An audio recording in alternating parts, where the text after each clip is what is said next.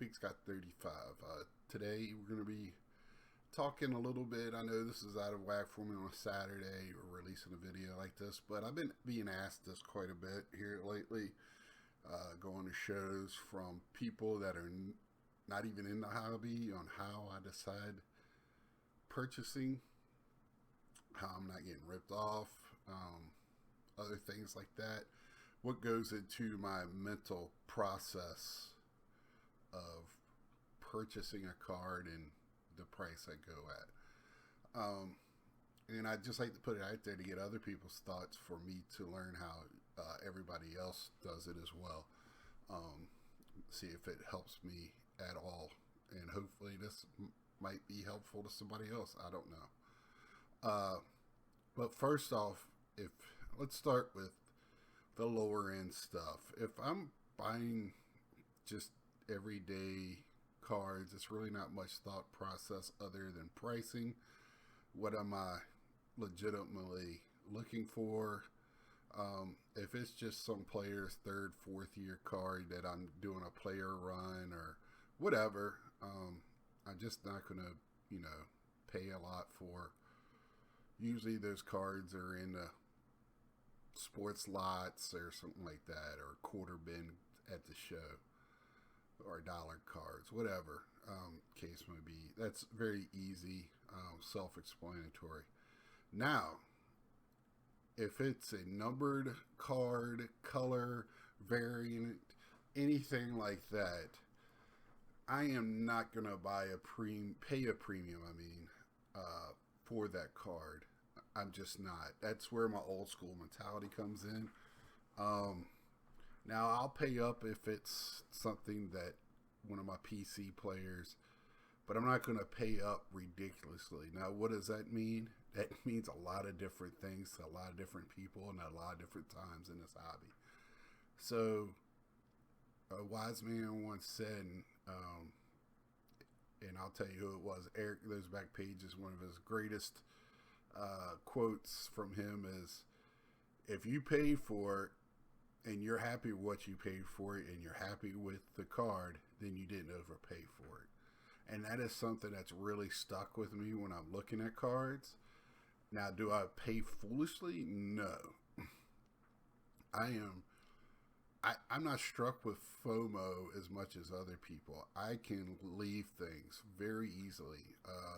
And as y'all can tell, I get frustrated at prices, get frustrated at people buying things maybe certain people all of a sudden is outside of what they collect for the reason of resale purposes or whatever, to jack prices up. It's very irritating to me. So I stay away from all that, and I don't get caught in that uproar. Now, I stopped buying boxes when they went way up. But now that baseball's kind of come down, I still won't buy a higher end because those have not really come back down to earth yet. But, the base cards, the ones like Gypsy Queen, stuff like that, they've gone up $20, $25. And if you buy them at your hobby shop, you're going to pay, I call it the hobby shop, $5 to $10 tax on them again because they're going to be a little bit higher. But I get them right there. I'm supporting my hobby shop. I'm not paying for shipping. And my last time with Dave and Adams, who I really enjoy, they're really good, and they're upfront with the release. If you buy 3 boxes of something of 3 different items, you're not going to get them until all 3 of them have been released. They're not going to mail them at separate times. I agreed to that, and I didn't know that the Upper Deck Series 1 was going to get pushed back. The 10, a hobby, not even a hobby 10, a retail 10 was going to get pushed back 4, 5, 6, 7 times. And I did not get my boxes for months afterwards. So, I deal with that. I could just pay $10 more and get them at my hobby shop.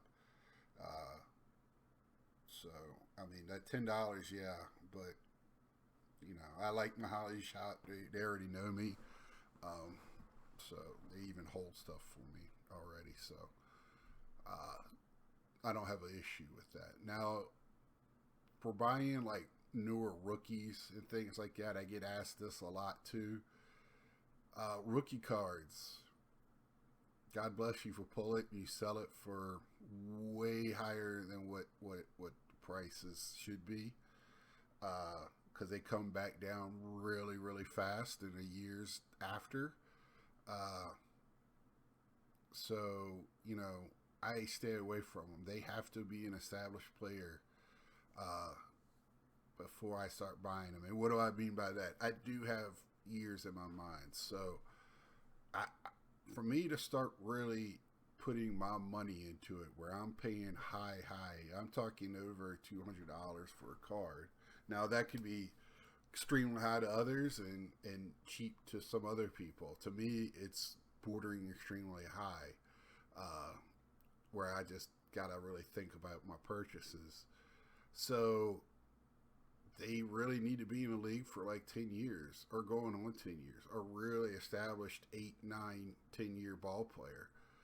5 years, I go above 150.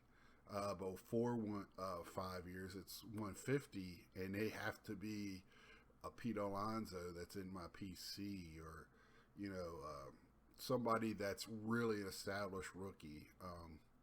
I don't really collect Wander, but if I did, now that'd be somebody that I'd probably go 150 on. Maybe J-Rod right now.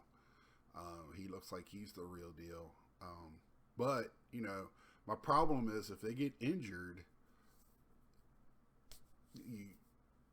now you have a $150 common card. And even as a collector,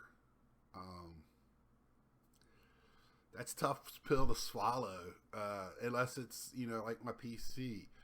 If Pete Alonso, which I have spent 150, and I've stretched it a little bit for him to up, but I have not gone over 175 on any of his cards.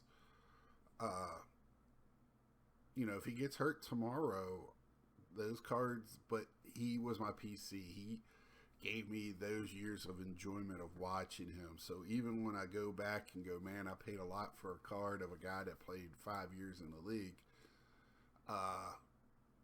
or all of a sudden can't hit tomorrow, he's still, like, to this point, that's fine. But it's hard for me even with J-Rod because he's not a Met.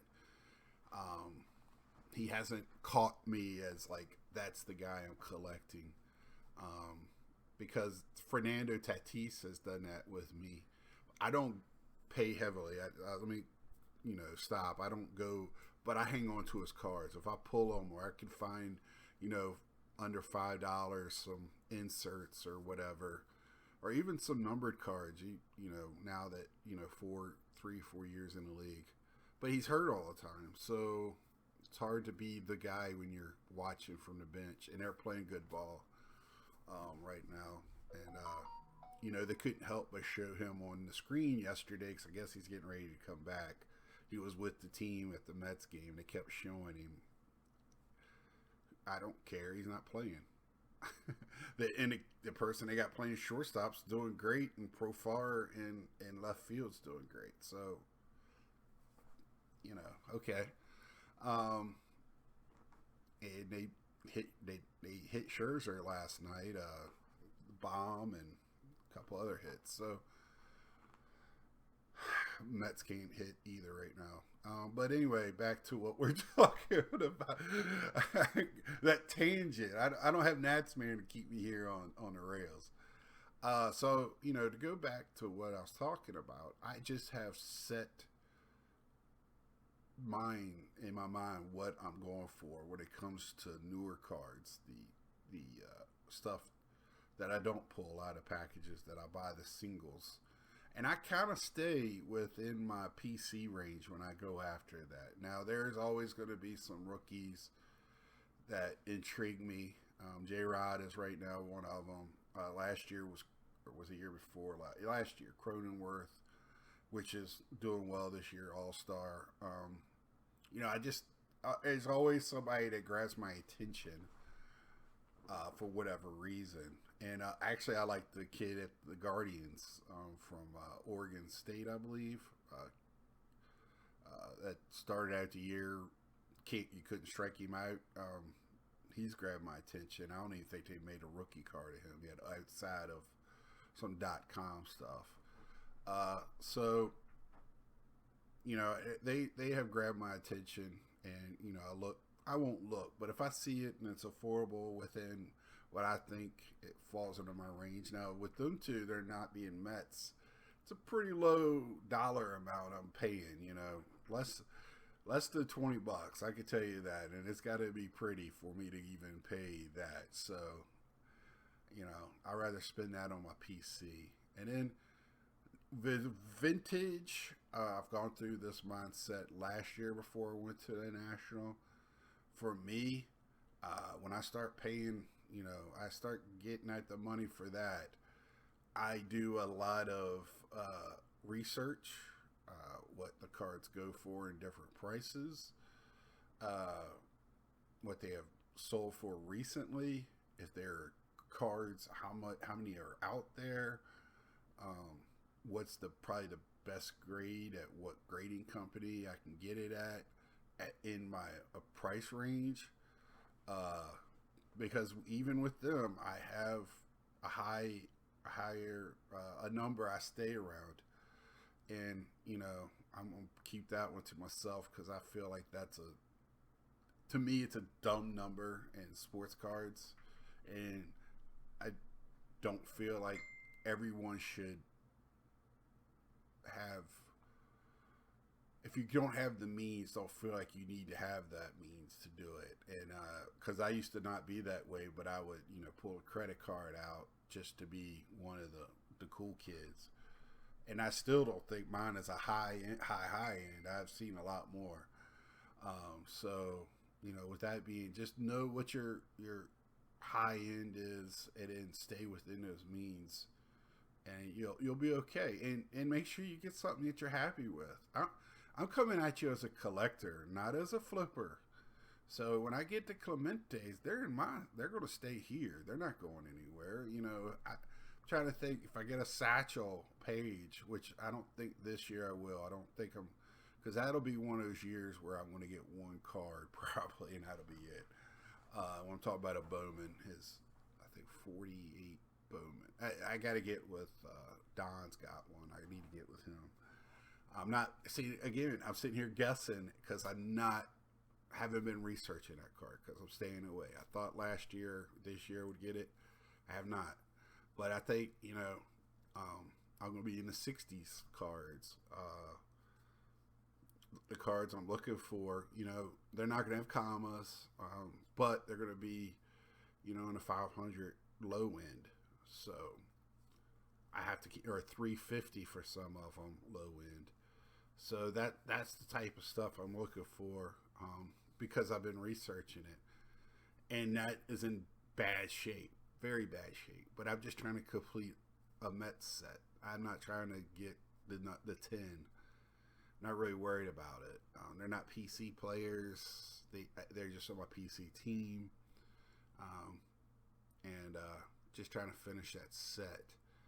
But that's kind of how I go about things. Research. Know what you're looking for.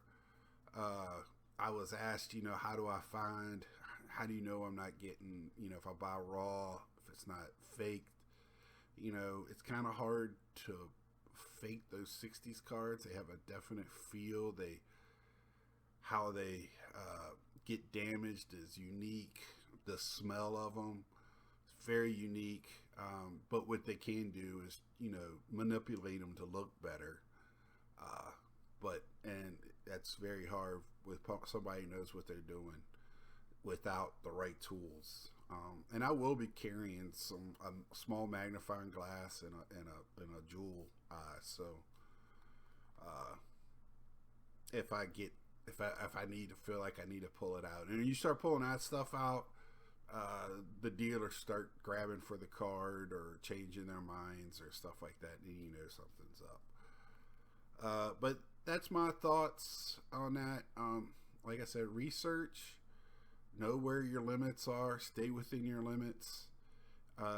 limits are not a bad thing. You can have fun in this hobby in the quarter box, dollar box. I have fun looking at those cards. And I just know what you're passionate about, what makes you happy, and stay with that. You know, no, just if you buy stuff you're happy with, it's hard to go wrong. So with that being said, I hope to see everyone next week at the National. If not, hope to see everybody Sunday night on my channel to chat about the National. And if you watch this in the future, I hope this just helps you with whatever you purchase. So until next time, like, subscribe, tell a friend, and we'll see you.